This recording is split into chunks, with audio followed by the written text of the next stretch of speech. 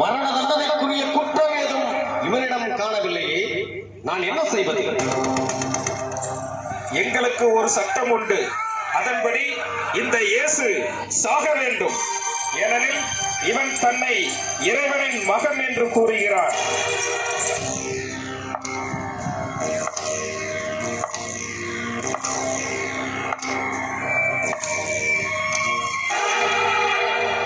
நீ எங்கிருந்து வந்தவன்? என்னிடம் எதுவும் கூற மாட்டாயா? உன்னை விடுதலை செய்யவும் எனக்கு அதிகாரம் உண்டு, உன்னை சிலுவையில் அறையவும் எனக்கு அதிகாரம் உண்டு. இது உனக்கு தெரியாதா? மேலிருந்து அருளப்படாவிட்டால் உமக்கு என்மேல் எந்த அதிகாரமும் இராது. ஆகவே என்னை உம்மிடம் ஒப்படைத்தவர்தான்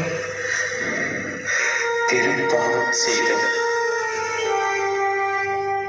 இதோ உங்கள் அரசன்.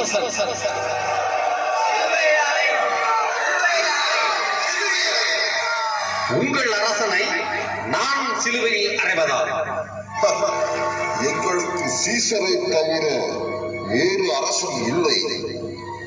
நீர் இந்த இயேசுவை விடுதலை செய்தால் சீசருக்கு நீர் நண்பராக இருக்க முடியாது.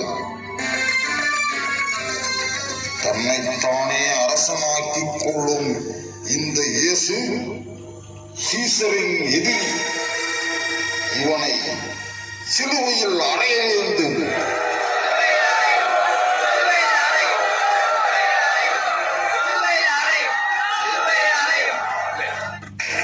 யாரையே தண்ணீர் எடுத்து வா. இந்த மனிதனின் இரத்த பழியில் எனக்கு பங்கில்லை. நீங்களே பார்த்துக் கொள்ளுங்கள்.